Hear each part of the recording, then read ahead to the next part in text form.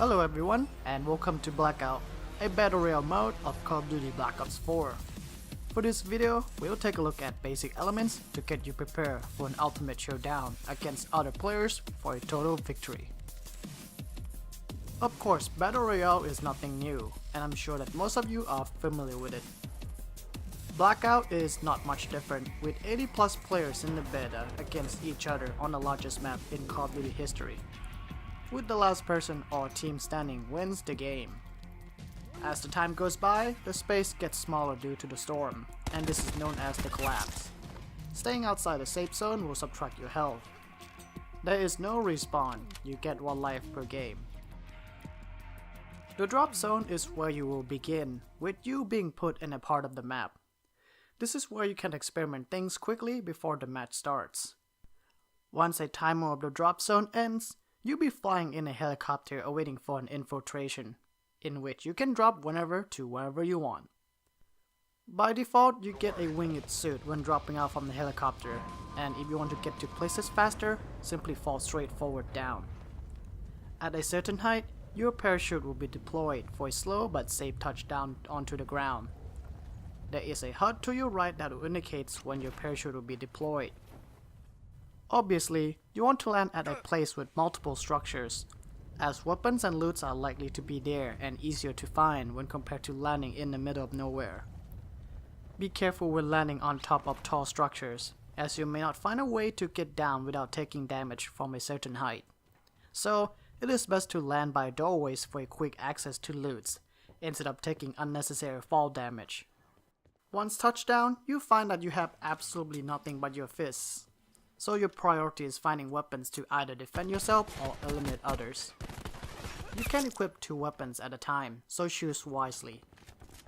Talking about weapons, Blackout contains many of them. For the beta, some arsenals from Black Ops 4 multiplayer are included, along with classic and wonder weapons. Depending on how you approach situations, you should carry weapons that rounds up your versatility in the field instead of carrying the same type of weapon.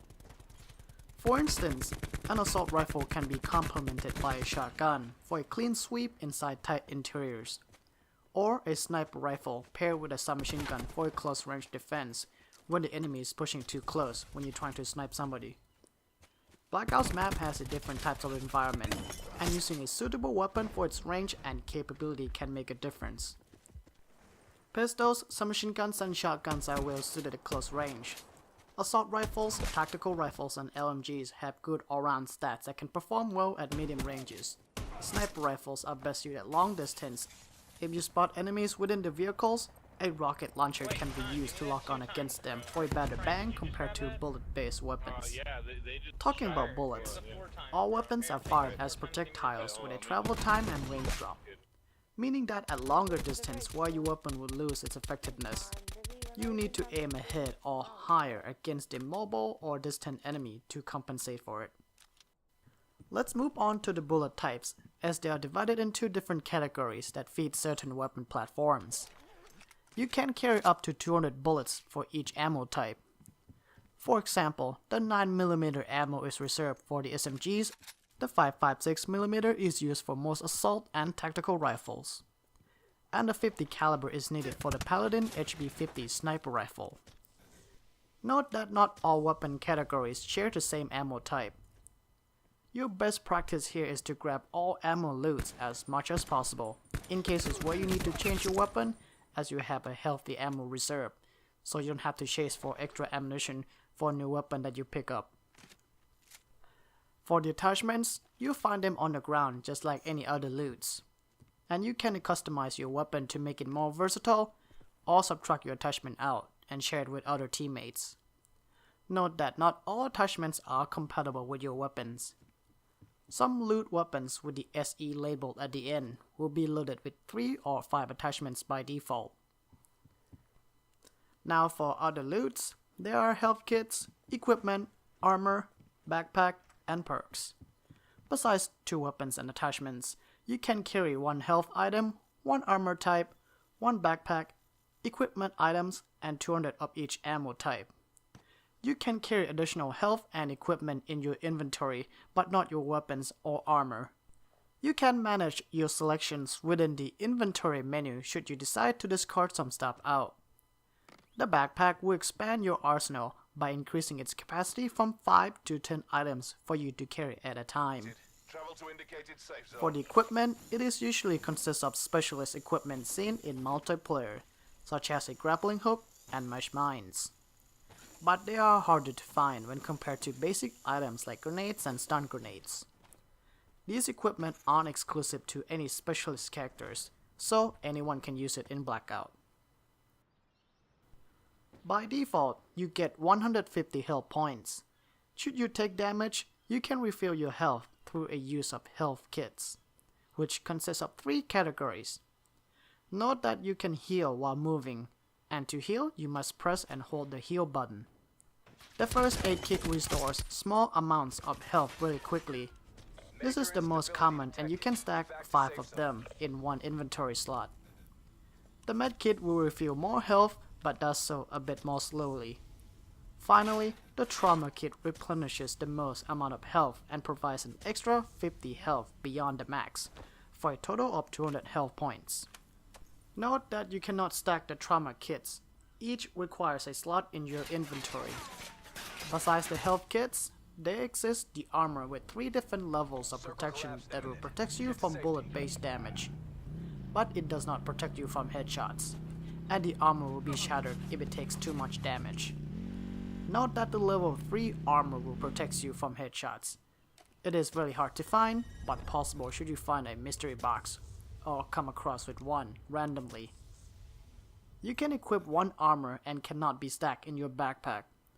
Once your armor is destroyed, you are vulnerable to attacks as your health will be subtracted if you take any further damage. Note that you can also pick up a new armor off from the ground. There are consumable perks in Blackout, but can be used for a short period of time. They can be found on the ground like any other loots, and can be stored within your inventory, which won't activate until you decided to do so. Perks like Awareness and Dead Silence are very valuable. The former will increase the noise of your enemy's footsteps, while the latter will silence your footsteps, which can assist you to get easy kills or evade the unwanted gunfight.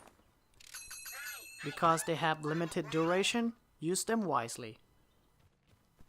There are vehicles in Blackout that you can use to navigate quickly.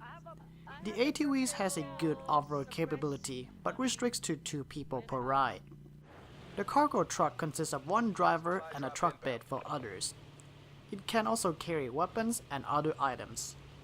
But the truck has limited off-road capability and has a slower speed. If you want to traverse through a river, then there is a tactical raft. Finally, a light helicopter dominates the sky, with faster speed to get you wherever you want, with 4 people total per ride, but will start to malfunction in late stages of the game. Be careful, the helicopter is vulnerable to lock-on missiles. Let's move on to a combat familiarity. In Blackout, you want to take a slower, tactical approach, as you only have 1 life per game. Playing at a slower pace will yield a better survivability.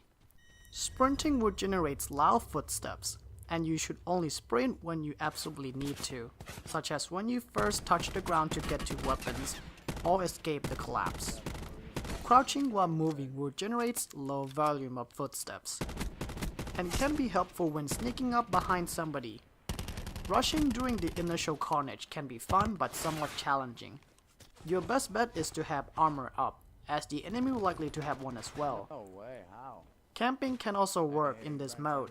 While this seems cheap, it can make or break your chance of getting a victory royale.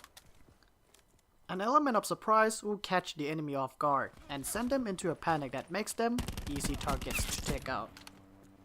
There are a lot of open areas and terrains within this Blackout map, and you definitely don't want to stay out in the open for too long, as you will be at risk of getting ambushed or getting sniped from a far distance. But if you can't get inside, going prone will minimize your appearance and makes it harder for the enemy to spot or hit you. Especially in dense areas with tall grass, where going prone can be effective, as you are likely to be hidden from the enemy sight. As a first-person mode, your back is very much exposed. So, when on the move, look behind you once in a while. You can jump over walls and some mid-level structures, so be sure to interact with them to find a new height advantage, especially on classic parts of the map. Having a higher ground will let you to see more of the overall situation. Once you find all items you need to survive, it may be best to hold down the area until you absolutely need to move, should the collapse is approaching on your location. Be careful when searching other buildings in different locations in mid stages of the game. It is possible that the enemy might be waiting inside, so check your corners or use your equipment to confirm a possible entity within. If you have enough supplies, you don't need to force entry into any structures, and instead find a place to stay hidden and wait for an opportunity to strike. Obviously, there are many different ways and tactics to eliminate your enemy, but I'll let you get around with that on your own to explore. It is more fun that way. Last but not least, zombies can be found in obvious areas. Shooting one of them may drop valuable items like the powerful ray gun. Be careful not to let yourself get cornered, as the zombies can damage you. Within the zombie areas, the mystery box may appear based on a blue lightning pointing towards the sky. While there are much more to cover, these are the basics you need to know in order to get around and make most of it in Blackout. Don't feel discouraged if you are out either very early or placed second. Battle Royale is not an easy game mode to win, with only a last man or a team standing required for a total victory, so come back often. You never know if your next game is yours. Link up with friends in duos or quads, communicate and have fun during the process. That's a wrap for the Blackout Basic Guide. Good luck out there. This is Asian with Jeep, thank you for watching, and I'll see you guys next time.